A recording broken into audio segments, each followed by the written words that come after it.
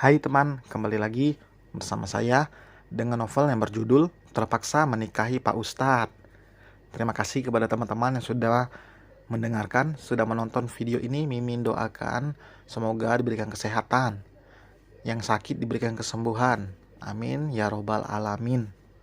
Baiklah, langsung saja kita mulai. Bab 83. Setelah matahari mulai meninggi, kakak beradik itu memutuskan untuk kembali ke apartemen. Saat di lobi, mereka berpapasan dengan Nindi yang seperti baru turun. Gadis itu menatap sengit Aluna. Aluna hanya biasa saja, bahkan terkesan tidak peduli. Ia bahkan tidak merasa terintimidasi.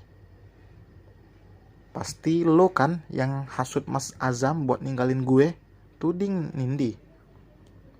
Maaf, tapi saya tidak memiliki urusan dengan Anda, balas Aluna santai. Lo udah ngerasa hebat ya? Lo bangga punya suami hasil rebut pasangan orang? Dengar ya semuanya, cewek ini udah rebut pacar gue. Dia gak tahu malu, gak punya otak, beraninya misahin gue sama pacar gue. Pekik Nindi membuat orang-orang menatap mereka. Tolong jaga bicara Anda. Apa yang Anda tuduhkan itu hanya pikiran Anda saja, bukan fakta. Aluna masih meladeni Nindi. Ia bahkan mengabaikan Alika yang menatapnya meminta penjelasan. Gue kasih lo kesempatan ya. Kalau sampai lo gak ninggalin Mas Azam dalam waktu dekat ini, lo bakalan tahu akibatnya. Ancam Nindi. Tanpa diduga, Alika menampar bibir Nindi, membuat gadis itu kaget setengah mati karena tidak menyangka dengan gerakan tiba-tiba dari Alika. Aluna menahan sang adik yang melangkah maju, tapi Alika sama sekali tidak memperdulikan. Ia sudah terlanjur dibuat emosi. Mulut comberan. Jaga omongan lo ya. Sembarangan lo ngatain kakak gue. Dengar ya, kalau Bang Azam udah gak mau sama lo, ya terima aja. Gak usah ngamis-ngamis kayak cewek murahan gini. Bukan kayak sih, emang iya lo murahan, seru Alika dengan tatapan mata tajam dan senyum mengejek. Sialan. Alika menahan tangan Nindi yang akan balas menamparnya. Lepas, lo sama aja kayak kakak lo, gak punya otak. Dengan gerakan cepat, Alika memutar tangan Nindi hingga gadis itu meringis. Aluna yang khawatir langsung menghentikan Alika. Udah dek, jangan sampai dia terluka dan nanti kamu yang bakalan dituntut. Aku gak takut kak, kita juga bisa tuntut balik atas pencemaran nama baik, sahut Alika. Ia masih mencengkram tangan Nindi, tidak peduli pada gadis itu yang meringis. Iya, udah lepas. Kasihan dia, jangan sampai nanti urusannya juga tambah panjang, bujuk Aluna.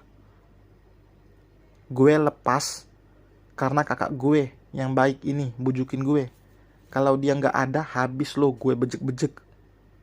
Alika melepaskan tangannya dan sedikit mendorong tubuh Nindi yang ternyata tidak siap hingga menabrak seseorang yang membawa jus mangga. Cairan kental berwarna kuning itu tumpah membasahi kepala Nindi. Tubuh gadis itu kini terduduk di lantai. Orang yang ditabraknya langsung pergi karena takut disalahkan, padahal bukan ia yang salah. Nindi menjadi bahan tontonan orang-orang, bahkan ada yang diam-diam mengabadikan momen memalukan itu. Alika dengan cepat mengajak Aluna pergi sebelum Nindi mengejar mereka. Saat masuk ke dalam lift, mereka masih bisa mendengar suara teriakan Nindi. Berbeda dengan Aluna yang malah cemas. Takut Nindi akan memperpanjang masalah. Alika malah tertawa puas.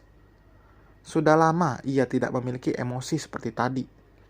Alika tentu tidak terima kakaknya diperlakukan tidak baik seperti tadi. Wajar jika Alika marah. Dek, lain kali gak usah pakai kekerasan gitu ya, tegur Aluna. Biarin aja, biar tahu rasa si murid comberan itu. Orang kayak gitu emang harus dikasih pelajaran biar kapok, balas Alika. Tanpa Aluna cerita, kini Alika bisa mengambil kesimpulan. Jika kakaknya sebentar memiliki masalah dengan mantan kekasih suaminya, sebenarnya Aluna tidak pernah memulai permasalahan. Hanya saja Nindi yang selalu datang dan menyulut. Nindi segera bangkit dan berlari menuju mobilnya.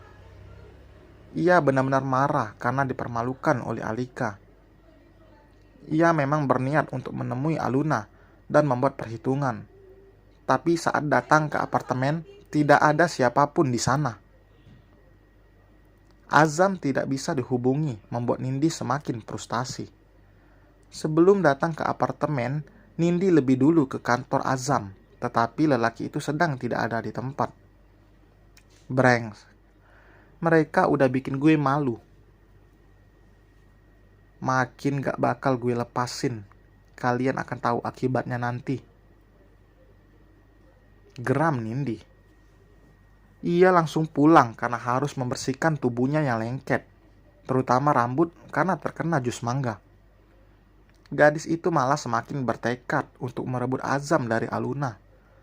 Ia tidak tahu jika saat ini Azam dan Aluna akan memulai lembaran baru mereka. Jika Nindi tahu, gadis itu pasti tidak akan menerima.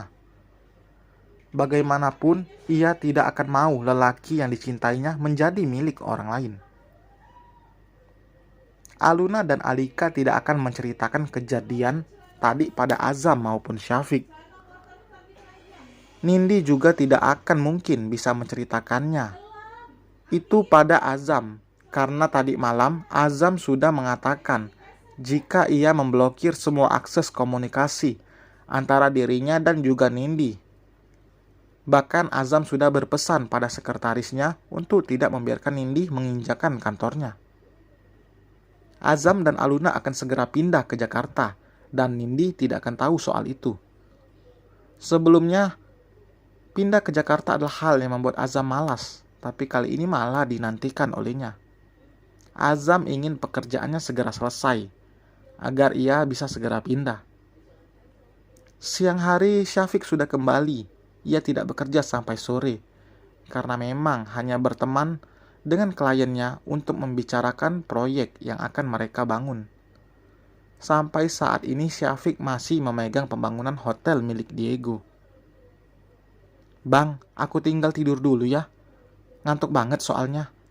Kalau mau makan atau apa silakan aja, ujar Aluna yang membukakan pintu. Syafiq hanya menjawab dengan anggukan kepala. Lalu masuk ke dalam kamar, melihat sang istri sedang menyusui sambil makan.